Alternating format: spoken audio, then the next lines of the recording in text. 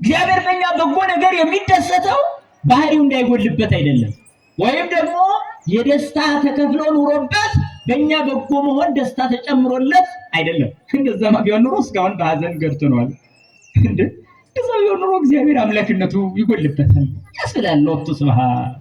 እሱ የማይለወጥ ባህሪ ያለው ቅዱስ እንደ እግዚአብሔር ያለ ግን ማን አለ? መኑ አምላክ ከመ እግዚአብሔር። ማን ነው እንደ እግዚአብሔር ያለ? ይላል እኮ መጽሐፍ በእውነቱ እንደ እግዚአብሔር ያለ ማን ነው? እና ከእግዚአብሔር ጋር አደረገ የሚል ግን ሰውነት ነው። የሰውነት ትርጉሙ ተዛብቶብናል። ለዛ ነው በስራም መስካችን በጋብቻ ህይወታችን ላይ ምስቅልቅል የሆነ የውጥረት ህይወት የሚገጥመን ሰውነት እየጎደለን ነው። ለዛ ሰውነት ነው የመጀመሪያው። ይህን ሰውነት የት እናክብረው ታዲያ? እንዴት እናድርገው? ሰው ከሆነ ኦርቶዶክስ መሆን አያቅተንም። ልንገራችሁ፣ ትልቁ ጥፋታችን ሰው አለመሆናችን። ሰው አይደለንም። ድሃ ስናይ አያሳዝነንም፣ የተጎዳ ስናይ አያሳዝነንም፣ እውነት ደስ አይለንም።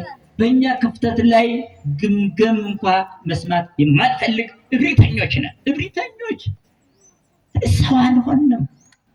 ከእግዚአብሔር ጋር አደረገ የሚለው አካሄዱ ከእግዚአብሔር ጋር ለማለት ሰው መሆን ይቀድማል። አያችሁ፣ ለዚህ ነው ኖህ ከእግዚአብሔር ጋር አካሄዱን አድርጓል። ሎጥ ደግሞ በተመሳሳይ ሰብአ ሰዶም ሲጠፋ ሎጥ ደግሞ በመሸሽ እንዲድን አደረገው። አያችሁ፣ ሎጥን እግዚአብሔር ደግሞ መላእክትን ልኮ ውጣ ብለው በመሸሽ እንዲድን አደረጉት። ከዚያ ሁሉ ዲን እሳት ከሚነደው ነበልባል ያ ሁሉ ፍጥረት 5 ከተማ ባንዴ ክሰል ሲሆኑ ሎጥ ግን ሚስቱን 2 ልጆቹን ይዞ እንዲሸሽ ተነገረው። ግን ሚስቱ አካሄዷን ከእግዚአብሔር ጋር አላደረገችም። ከባሏ ጋር እንድትድን ተፈቅዶላት ነበረ። በእግረ ስጋ ከሰዶም ወጣች፣ በህሊናዋ ግን በሰዶም ፍቅር ትቃጠል ነበር።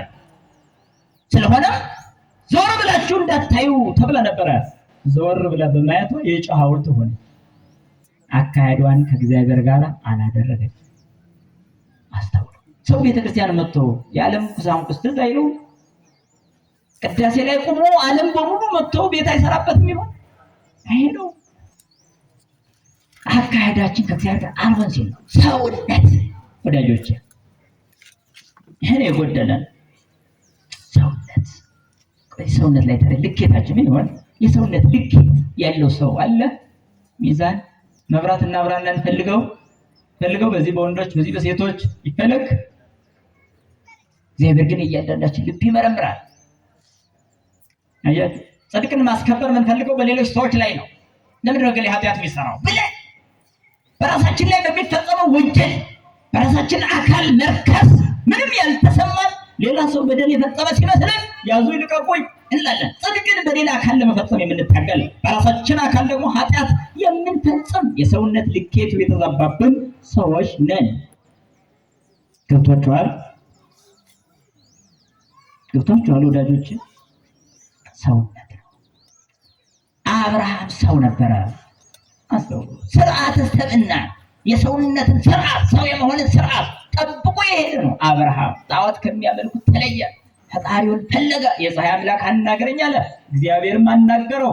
ውጣ አለ፣ በእምነት ወጣ። ዘመዶችህ ትተህ ውጣ ነው። ዘመዶችህ ማለት አብሮ አደግ ኃጢአቶችህ፣ ልማዶችህ ከመጥፎ አመልህን ተው ማለት ነው። ከዚያ ውጣ አለ፣ ወጣ። እኔ ወደ ማሳየው ሄደ አለ። አሁን እግዚአብሔር ወደሚያሳየው ይሄድ። አካሄዱን ከእግዚአብሔር ጋር ያደረገ ማን ነው? እግዚአብሔር ወደሚያሳየው። እኔ ወደ ማሳየው ሄዳለሁ። አሁን እግዚአብሔር ወደሚያሳየው ፍቅር፣ እግዚአብሔር ወደሚያሳየው ትህትና፣ እግዚአብሔር ወደሚያሳየው የንስሐ ሕይወት የሚሄድ ሰው ማን ነው? ወዳጆች፣ በእርግጥ እነዚህ ቃላት ራሳቸውን የቻለ ኃይል ያላቸው ቢሆንም እንኳ ለነፍስን ለመጠገን ብርታት ያላቸው ቃላት ቢሆኑም እንኳ ነፍስ ግን በጣም አደገኛ በሆነ ልማድ ውስጥ ተተብትባ እስካለች ድረስ መፍጨርጨሯ ነው እንጂ አሁኑኑ በጊዜው ላትወጣ ትችላለች። ቃላቱ ግን ኃይል አላቸው። ራሳቸውን የቻለችን ነፍስ ለማውጣት ይታገላሉ። ካለህበት ልማዳዊ ስሜት ሊያወጡ ይታገላሉ። ግን ያቺ ነፍስ በብዙ ነገር ተወጥራ ስለተያዘ ወጥመድ ውስጥ ስለሆነች ያን በጥሶ ለመሄድ በጣም እቅድ እየፈለገች ቤት አድርጌ አይዞ የመዳን ጸጸት በልብ ውስጥ እስካለ ድረስ እግዚአብሔር ልብን ይመለከታል። እማልችለው ልማድ ውስጥ ነኝ አልወጣም ብለህ የተቸገርክ ካለ ከዚህ ችግር ሊያወጣ እንደሚችል አትጠራጠር። ጸሎትህን በእምነት አቅርብ። ጌታ ሆይ ይቅር በለኝ፣ እኔ ከአንተ ፊት ምንም ነኝ፣ ስለዚህ መስተካከል አልቻልኩም። በቃ አንተ ራስህ አስተካክለኝ። እምነት ይሉሃል ይሄ አስተካክለኝ ራስህ። በቃ እኔ አንተ ቤት ነኝ፣ ቤቱን መጥረግ የባለቤቱ ጉዳይ ነው በሉት። እግዚአብሔር ቤቱን ይጠርጋል፣ ያነጻል፣ ያደርጋታል። አቤት የእግዚአብሔር ማደሪያ እንደመሆን ያለ ጸጋ ሴት አለ እና አብርሃም የእግዚአብሔር ሰው ሆነ። እንግዶችን ይቀበል ዘንድ ወደደ። አብርሃምን አስተናገደ። አየው የሰውነት ስርዓት ከፍ ሲል እንዴት እንደሚያደርገው ልጅህን ሰዋ አለው። እሺ አለ። ከባድ ነው። በማን ይቻላል? አሁን እስኪ ልጃቸውን ሰንበት ትምህርት ቤት እንኳን ማስተማር የከበዳችሁ እናንተ ለመስዋዕት እንዴት አድርጋችሁ ተሰጡ ይሆን? ልጄ ሰንበት ትማር ማለት እንኳን የከበደው ወላጅ አሁን እንዴት አድርጎ ነው ሰዋ ቢባል የሚሰማው? እግዚአብሔር ሰሚ ያለው ነው። እግዚአብሔር ሆይ ሰሚ ያለ እኛ መሀል አለ የምትልንን እንሰማ ይሆን? እንሰማ ይሆን? እሱ ብለን አስመሳዮች ነን። ኩሉ ሰባኪ፣ ኩሉ ተሰባኪ፣ ኩሉ ቄስ፣ ኩሉ መነኮስ ምናምን ሆነ እሱ ብለን አስመሳዮች ነን ወይስ እንሰማ ይሆን? ጌታ ሆይ ሰሚ ያለ ፈጣሪን የጠየቁት ሰሚ ያለ እንደው አስመሳይ ያለ ማተሪያ ያሰረ ነጠላ ያለበሰ አስመሳይ ያለ ወይ ሰሚ ያለ? ሰሚ ያለ ጌታ ሆይ አወለኝ ታድቀ ግለጽ አለ ሰሚ ያለ እና ወዳጆቼ አብርሃም እግዚአብሔርን ሰማ። ለሚስቱ እንኳን ነገረም። ይስሐቅን ያህል ሊያርደው እየወሰደ ማለት ለሚስቱ እንኳን ለምን እንዴት ልጅ እንዴ ብላ ምክንያት እንዳትፈታ ከእግዚአብሔር ጋር እንዳይጣላ ሁሉ አደረገ። ይስሐቅ እሺ ብሎ ታዘዘ። ሰውነት ነው ይሄ። ያዕቆብ የሰው ልኬት ሆኖ ተገኘ። ኤሳው ግን አካሄዱን ከእግዚአብሔር ጋር አላደረገም። ከያዕቆብ የተገኘ ዮሴፍ ንጹህ ሰው ነበረ። ስለነዚህ ሰዎች የምነግራችሁ ለምን ወዳጆች እንደኛ ያሉ ሰዎች ሲሆኑ በምድር የኖሩ ሲሆኑ እንዲህ አይነት ደግነት እንድትሉ እኮ ነው፣ እንድትቀኑ ወዳጆች፣ ሌላ አይደለም። እቤታችሁ ሄዳችሁ አቤት ብላችሁ እንድታደንቋቸው፣ ቅዱሳንን እንድታደንቋቸው እና ዮሴፍም አካሄዱ ከእግዚአብሔር ጋር አደረገ። ከእግዚአብሔር ጋር የማድረጉ ምስጢር ሲሸጡት እሺ ብሎ ተሸጠ። ይህ ብቻ አይደለም፣ በጲጥፋራ ሚስት ተያዘ።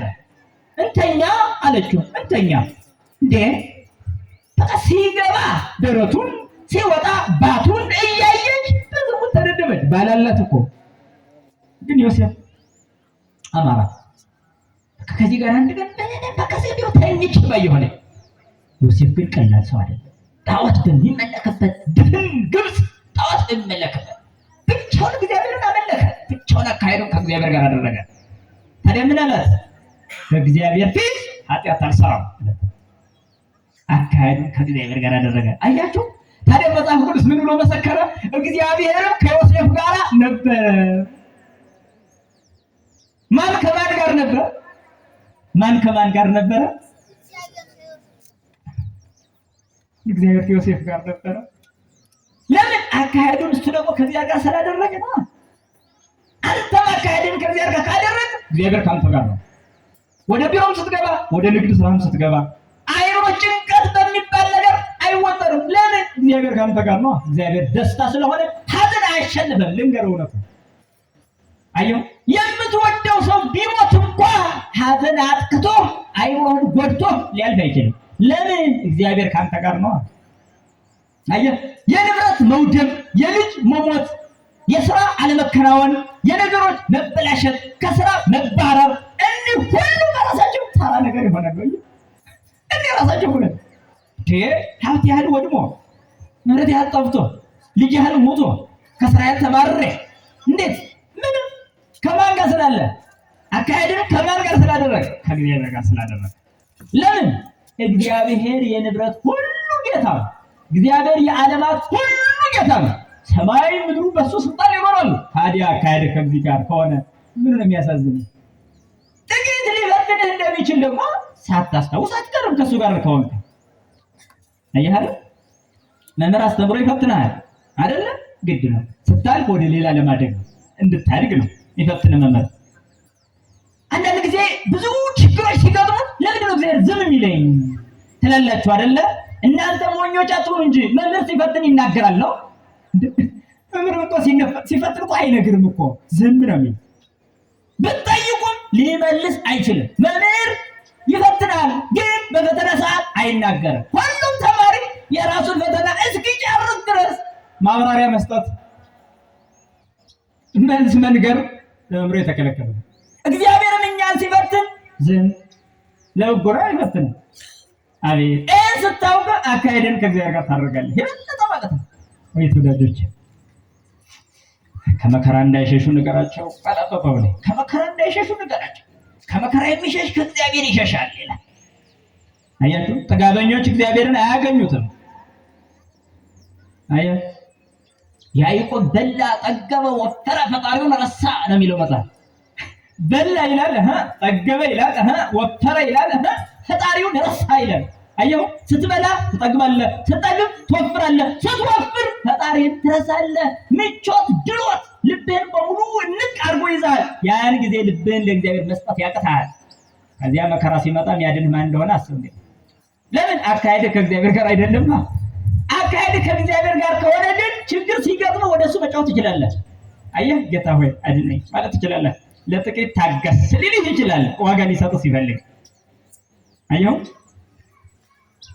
ጸጋዬ ይበቃሃል ሊልህ ይችላል። እነ ቅዱስ ጳውሎስ አድነኝ አለው ጳውሎስ ታሞ፣ ጸጋዬ ይበቃሃል አለ። ጸጋዬ ይበቃሃል። እውነትም ጸጋው ይበቃዋል። የእግዚአብሔር ጸጋ ከተገኘ በበሽታ፣ የእግዚአብሔር ጸጋ በረሃብ ከተገኘ፣ የእግዚአብሔር ጸጋ በጾም በጸሎት ከተገኘ፣ የእግዚአብሔር ጸጋ በፈተና ከተገኘ እንዴ! ስለዚህ እግዚአብሔር እኛን ይፈትነ ዘንድ ግድ ይሆናል ማለት ነው። ግን ለክፉ አይፈትንም እግዚአብሔር፣ ለበጎ ነው። እና ዮሴፍ አካሄዱን ከእግዚአብሔር ጋር አድርጓል። እሱም እንዲና እንዲያ ነው ወገኖች።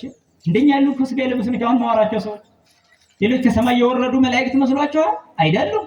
ረቂቃን ወይም ስጋቸው መከራ የማያሸንፈው ወይም ስጋ መከራ ማያጠቃው ስጋ ለብሰዋል ይመስላችኋል? አይደለም። እና አካሄዳቸውን ከእግዚአብሔር ጋር አደረጉ ይላል። ሰውነት ነው ይሄ ሰውነት። ከዛም እነ ሙሴን እናገኛለን። ሙሴ የዋህ ነበረ፣ በምድር ላይ ቅን ነበር ይለዋል። ኢዮብን ታገኛላችሁ። ስንቱን ጠቅሼ ስንቱን ልተው? እኔም አለሁ ይሉኛል። እኔንም ንገራቸው፣ ስለኔም እስኪ ንገራቸው ቢሉኝ ይገደዳለሁ። አቤት ኢዮብን ታስታውሱ። ሰውነት አቤት! እንዲሁም መጽሐፍ ቅዱስ ስለ ኢዮብ ምን ይላል መሰላችሁ? በምድር ላይ እንደ ኢዮብ ያለ ጻድቅ ቅን እግዚአብሔርን የሚፈራ ሰው የለም ብሎ ያስቀምጣል። ይሄ ምን እኮ ነው? ሀብት ያለው እግዚአብሔርን የሚፈራ ሰው። ነገራችን ላይ በዘመናችን እኮ ይሄ በቃ ንብረትና ቁስ የሰበሰበ ሰው እግዚአብሔርን ከመፍራት ወጣ ማለት ይጀምራል። እግዚአብሔር በሶስት ነገር ይፈትናል። እንዴት አርጎ? የምትፈልገውን ሰጥቶ አመስጋኝነትን ይፈትናል። የምትፈልገውን ሁሉ ነስቶ ትዕግስትን ይፈትናል።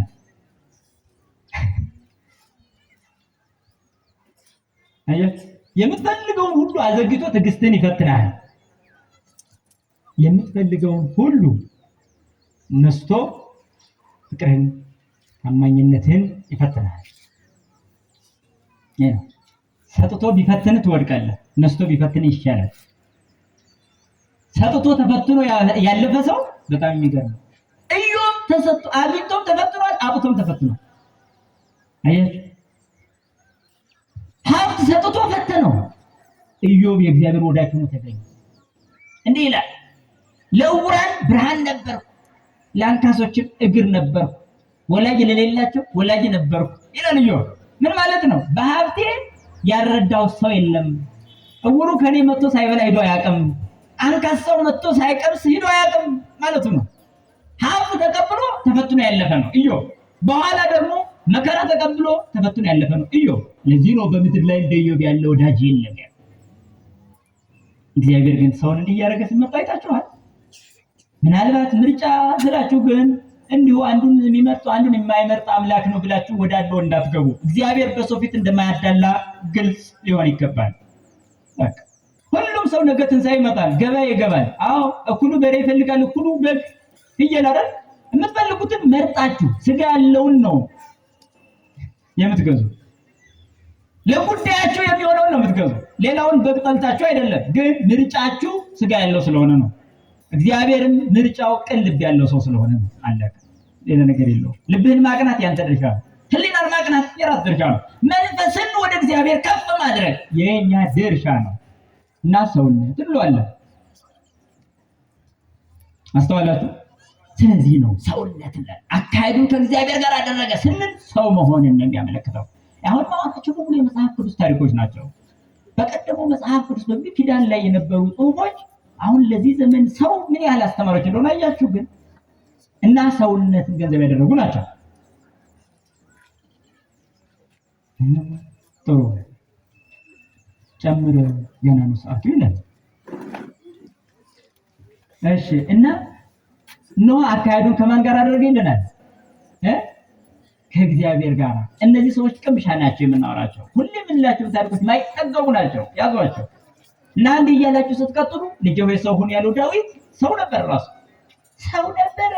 አጥፍቶ ከፈጣሪው ጋር ተጣልቶ እንኳን ጉድጓድ ውስጥ ገብቶ ያለቀሰ ሰው ኃጢአትን እንደቀላል አይቶ ለማለፍ ሳይሆን በፈረደበት ፍርድ በራሱ ላይ ወስኖ እንባ ያፈስ ነበር። ተኝቶ እንኳን አልጋውን ያረጠ ነበር። አልጋው በእንባው ማለት ነፍሴ ወደ እግዚአብሔር ናፈቀች ብሎ እስከመናገር አምላኬ አምላኬ ገይሳቤከ ጸምአት ነፍሴ ለከ እፎስካ ለከ ሥጋዬ ይላል። አምላኬ አምላኬ ወደ አንተ ገሰግሳለሁ፣ ነፍሴ አንተን ተጠማች። ምን ላድርግልህ? ሥጋዬንስ እንዴት አድርጌ ላዘጋጅልህ ይላል። እንዴት አድርጌ ወዴት እጄ ላገልግልህ ይላል።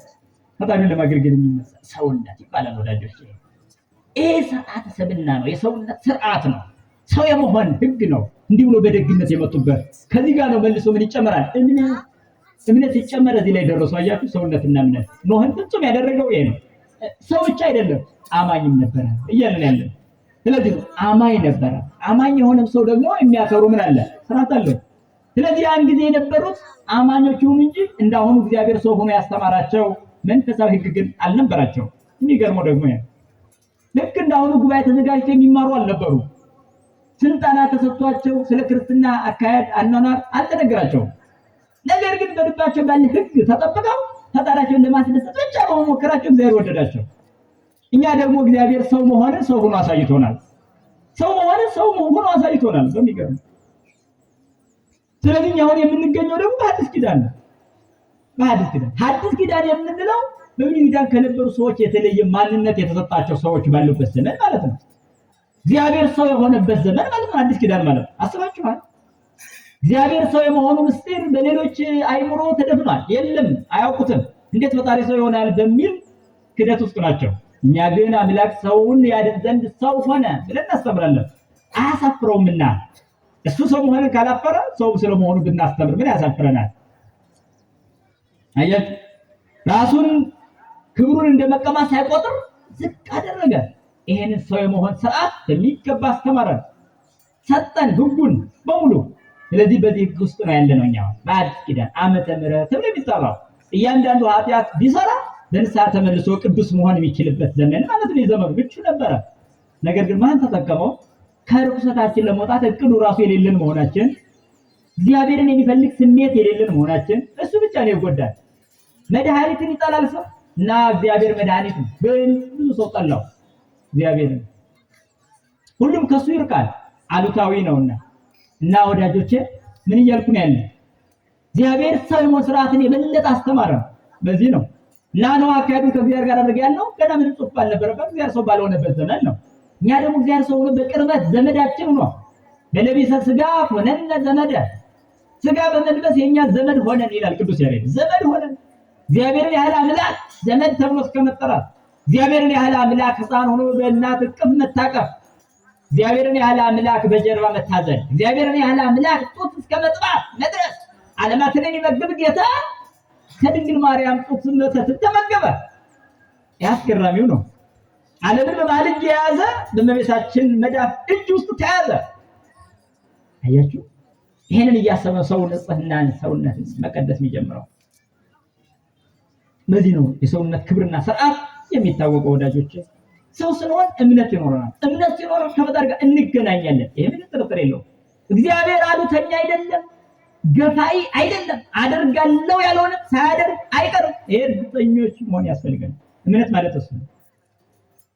ስለዚህ ነው በዚህ ስርዓት ውስጥ ተገኝተን ነው የምናከብረው እና ቀጥሎ ያለው አካሄዱን ከእግዚአብሔር ጋር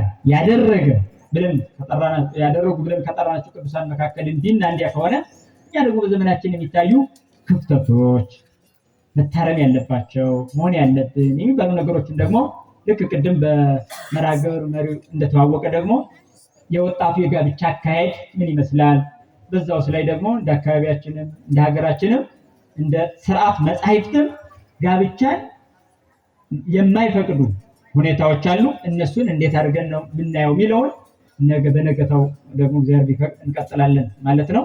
ለነበረን ጊዜና ሰዓት አምላካችን የተመሰገነ ይሁን።